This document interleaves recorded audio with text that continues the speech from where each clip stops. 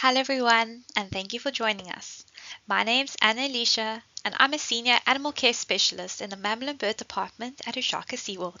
I'm delighted to be presenting on this topic with my co-author, Gabby Harris, who is the curator for animal welfare at SAMBRA. Today, we would like to share with you the journey of our welfare and well-being program, what it means for our animals, for our staff, and for the future of our work.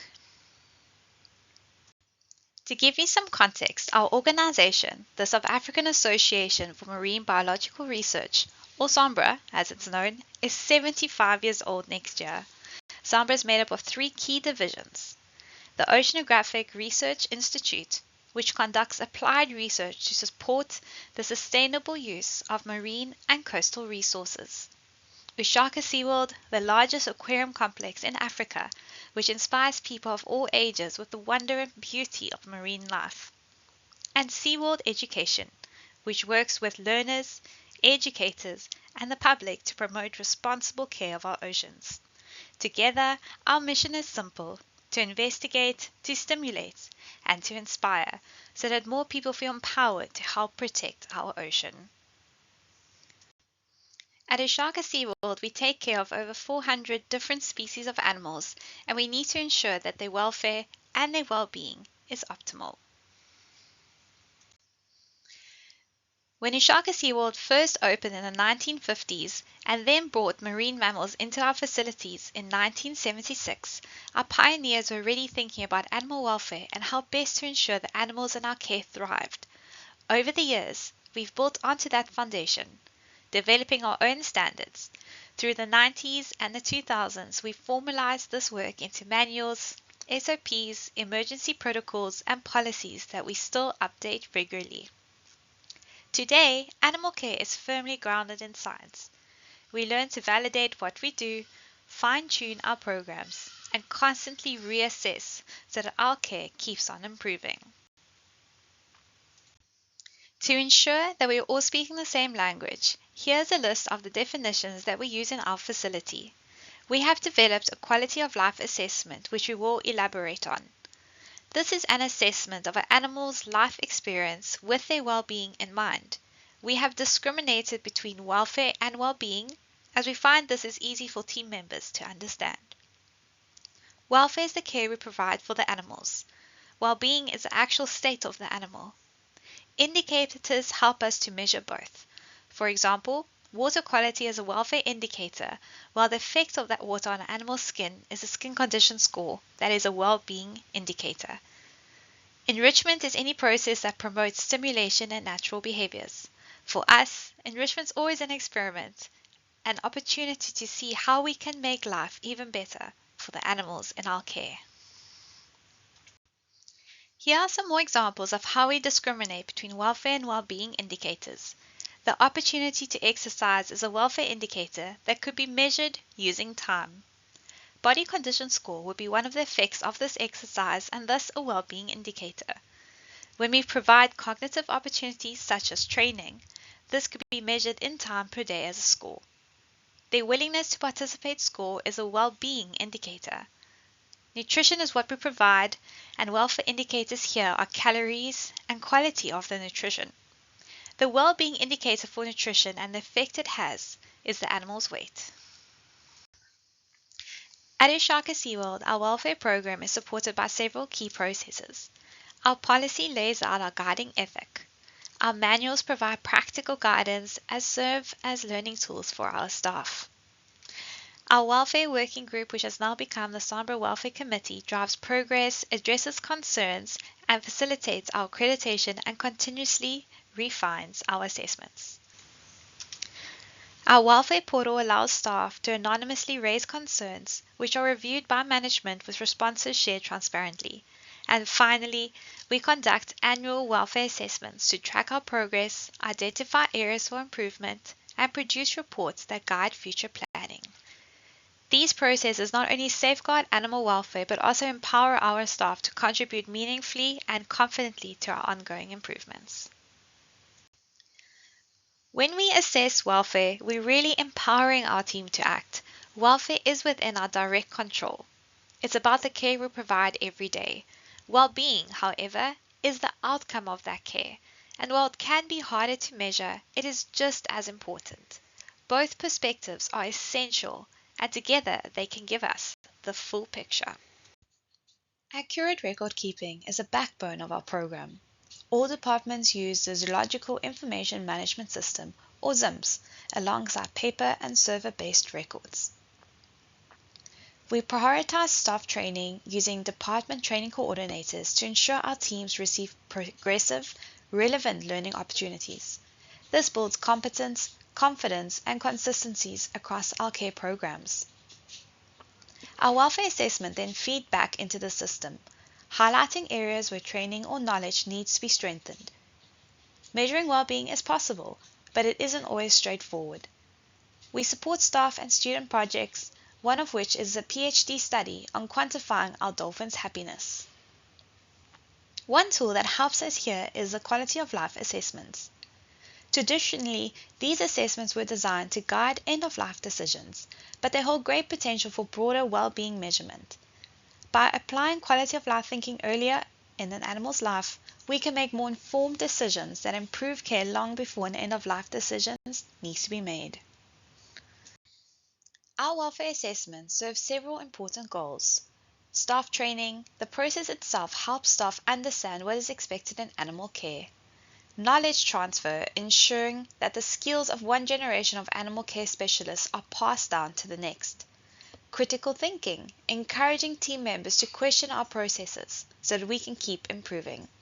And progress tracking, measuring and identifying progress, which reinforces the value of the work that we do. In short, assessments don't just measure animal welfare, they also grow people, strengthen our team, and keep us accountable.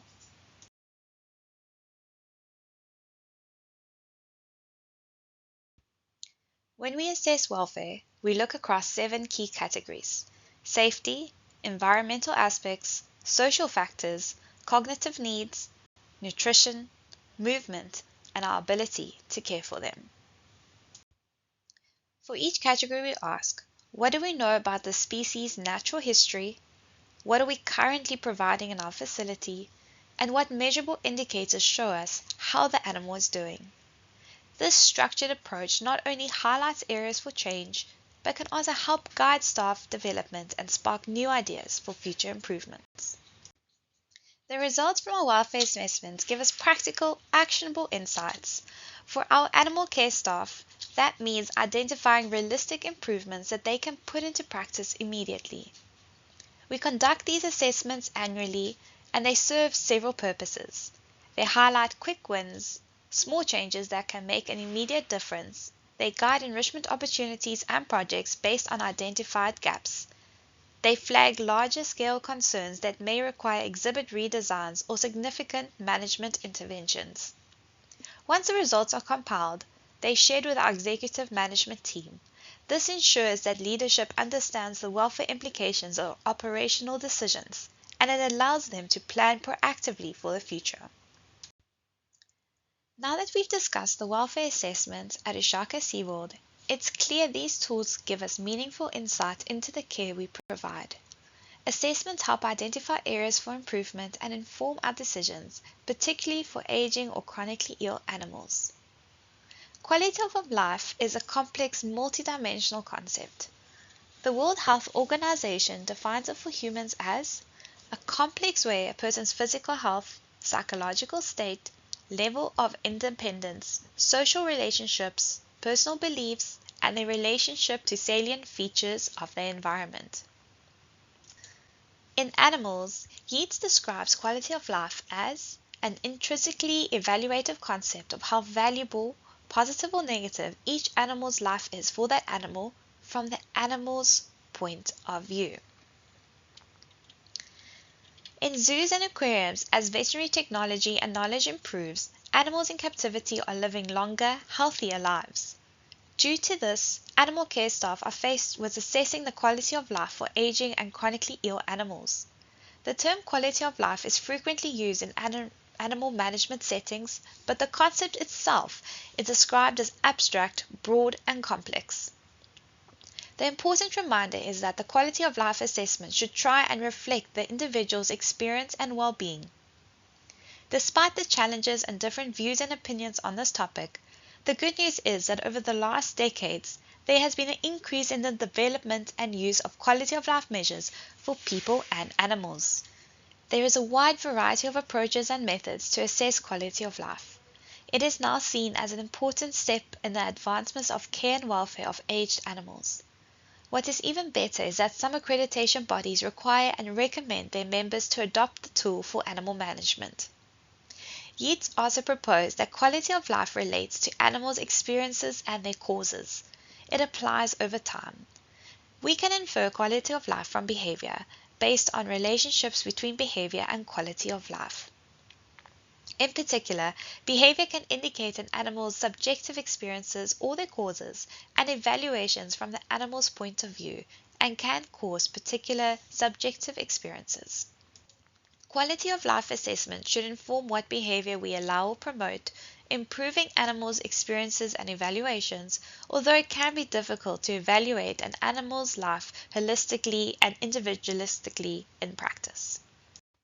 Despite differing definitions and methods, quality of life assessment is increasingly used in both human and animal care. The benefits include the following: assisting with euthanasia decisions, informing which behaviors to promote or allow, ideally decided before the animal's health starts to decline, evaluating an animal's overall wellness, facilitating team communication, monitoring changes or responses to treatment, establishing baselines for individual animals, and guiding husbandry improvements and wider welfare strategies. We follow a cradle-to-grave policy, ensuring optimal welfare standards from arrival until death. Animals often exceed median life expectancy thanks to proactive medical care and close monitoring. For example, in our pinniped collection, 50% of our population are managed as geriatric at the start of this year. Longer lifespans also mean stronger bonds between animals and staff, adding complexity to quality of life evaluations. Our quality of life assessment journey started in 2022 when we first designed a detailed quality of life assessment and implemented it based on the 5 domains with a scoring system from 0 to 5 with a large comment section. In 2024, we revised the tool, descriptions were adjusted, but over-complexity made analysis of data difficult. We decided it was time for a change. Our current tool was time-consuming and inefficient, limited to only 1 or 2 assessors, reducing scalability, and assessment timeframes were inconsistent and unpredictable. We found data was difficult to analyze, limiting actionable insights. Improvements were needed to support better decision-making, and a more robust system is required to keep up with industry standards. Enhancing the tool will only help improve our overall welfare program. Over the years, one of the consults that we use is Dr. Paolo Martelli from Hong Kong Ocean Park, and a while back he shared the quality of life assessment tool that they had and did some training with us on it. This year it was time for a change, and we relooked at the format, the layout, and the time frame assessment that they had. We adjusted the descriptions to suit us and added in an additional category. This brings us to our case study on Jabulani, a South African fur seal. He was rescued in 1996 and approximately 4 years old. His name meant happiness, and he was a charming, confident, and easygoing seal. He was our oldest seal at our facility, estimated at 33 years old. His formal quality of life assessments started in 2024 and ran through to 2025. Euthanasia discussion was had early on in 2025. And on the 1st of July, the decision was made to euthanize him. This is Jabulani's medical journey and what records we had for him. He had the following health issues: arthritis, cataracts, and a liver tumor, which we were monitoring for many years. He was on liver and joint supplements, and in the last while he was on chronic pain medication. We do routine diagnostics with him every month, which is stethoscope, blood samples, ultrasounds, ECGs, and as well as eye exams and radiographs occasionally, and many years ago he even had a CT scan. The well-being indicators that we track for him is willingness to participate, weight, body condition score, and health rating. The welfare indicators that we track daily and report on monthly as well is water quality, food provision, time in session, and number of training sessions and proactive medicals that we do with him. Let's have a look at Jabulani's quality of life assessments over time. In August 2024, he had a health dip after being moved to another exhibit. We moved him to our back of house pool thereafter, and his quality of life improved before declining and stabilizing over time. In April 2025, our new quality of life template was ready, and we did a baseline assessment on him. In June 2025, we did another quality of life assessment due to a concern as his health had deteriorated quite quickly. This is the results over the 2-week assessment period with our new template. You can see that the daily total scores tell a story of what we were seeing in person. This showed us that the tool was effective in quantifying the deterioration in his health and supported us in the final decision of euthanasia. Daily scores captured a holistic view of well-being, and the tool supported objective, informed decisions, including euthanasia timing. This was the final quality of life assessment that we did for Jabu in the last 2 weeks of June 2025. You can see the different indicators that we measure in our assessment. The score that we give is also known as observer-reported outcome. When graphed like this, you can see which indicators started declining first. Our rating for each indicator is 0 for severely abnormal, 1 is mildly abnormal, and 2 is normal and excellent. In Jabu's case, even when he stopped eating, his engagement with staff remained high, highlighting the subjective nature of quality of life. But this was just testament to his character, but it was also difficult on the team as he seemed to be responding to us. This is where quality of life assessment helped us to look at the whole picture and not just 1 or 2 indicators. These are improvements in our quality of life tool that we found. Simplified scoring, moving to a 0 to 2 scale, tailored categories and descriptions. Decisions are now more objective with a team consensus on daily scores. The tool is easier to use, faster recording time, and formalized 2-week assessment period. It's been integrated into our zoological information management system as a template that we can use, and our continuous evolution based on team feedback ensures accuracy and usability. It is exciting to look to improve our welfare and well-being systems consistently and keep evolving. It takes a team to trial, edit, and redefine the tool to ensure that it's accurate. It is valuable to bring the animal care staff into discussions early on. There are many ways of assessing welfare and quality of life. Find what method works for your team. The quality of life tool helps the team take a step back and see the bigger picture, and for the animal care staff to gain perspective. It improves and strengthens relationships with vets and supports staff well-being during difficult times. For future development of our tool, we are going to formalize our score ranges and monitoring plans. We will include trigger events for assessments and welfare policy and conduct baseline measurements and annual ad hoc assessments.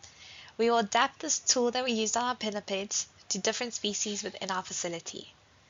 And we are going to use quality of life assessments as an ongoing part of our welfare and well-being assessments and not just to be used for the end-of-life decisions. I hope you enjoyed learning a little bit more about our welfare and well-being assessments here that we use at uShaka SeaWorld. Quality of life incense is a well-being assessment and we don't have to wait to the end. So my takeaway message for you is to change before you have to.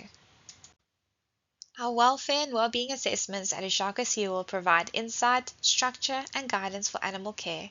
Lessons from our journey can be applied to your own work with your animals. If you would like to continue this conversation, please reach out and contact me or Gabby. Thank you for your time and have an incredible day further.